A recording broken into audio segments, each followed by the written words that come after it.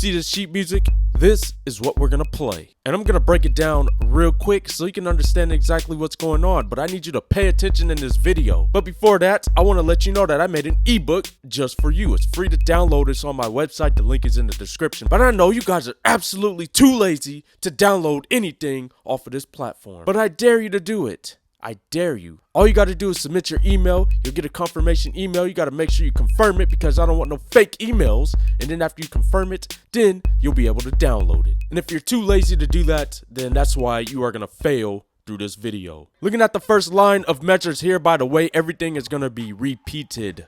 So that means we're going to play through each of these patterns 8 times total. As you can see on this first bar, you're going to accent every partial. In other words, just play full strokes through these. Don't be afraid to do it. And then when you look at the next bar of measures, you can see that there is no accents on them. That means you're going to play your little Gracie Grace notes or your little inner beats, whatever you want to call them, tap notes. I don't care what you call them. It's the same exact thing. You're going to play them, keep them nice and low.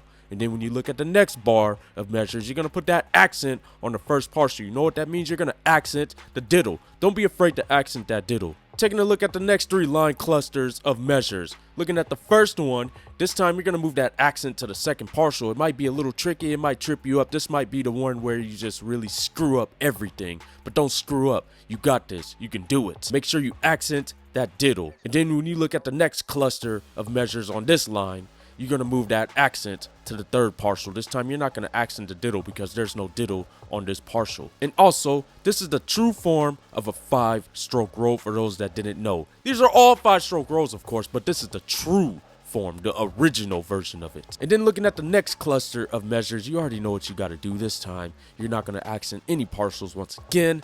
Keep your Gracie Grace tap notes, inner beats nice and low. Looking at the next cluster of measures, if you look at the first line right here, you can see that the time signature changes, but don't be phased by it. This is only to help you keep time. So every 3 clicks of that metronome that you hear, you are going to accent on the first partial of each of these measures.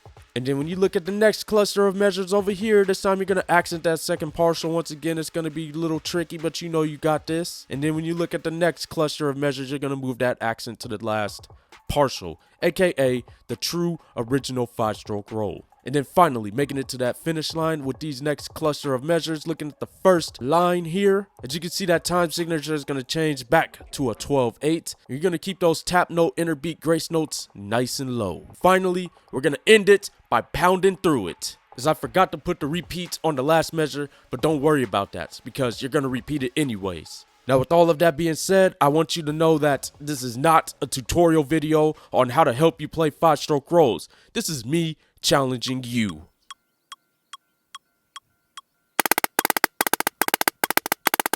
Real quick, I'm gonna need y'all to destroy that like button and hit the subscribe button, and let's get to 100,000 subscribers. Let's bring it home. And you're probably wondering right now, why are you talking through this exercise? I don't like it. You are talking too much. Dislike on this video because you are disrupting me right now. And to that, I say, you are disrupting me. You see this little exercise right here?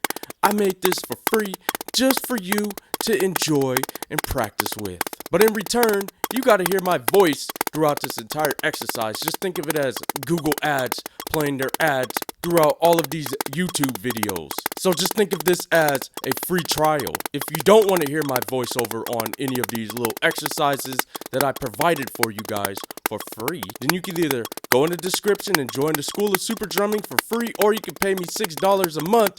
Either or, I would be happy with.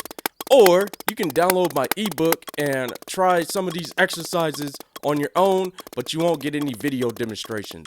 So the choice is yours. But I'll tell you one thing, you're not going to get any of these style of exercises from any other drummer on the internet. I don't care what you say. And if you do see an exercise put together like this, they probably stole it and put it on their own YouTube video and said they made it up themselves, when in fact they didn't make it up themselves, because all people do is on this platform is steal people's shit all day, because nobody likes to be original, but they like to claim to be original. And then whenever you do try to be original, you got these telling you that you're not original because it's already been put together before. How do you know that if you've never seen this combination before? That makes absolutely no sense. Don't be mad because you're not original and you just want to make an excuse that nobody else is original. Don't be mad because you're too mediocre to come up with your own ideas.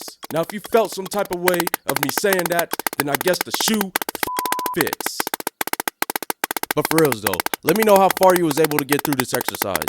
If you were able to complete it, congratulations.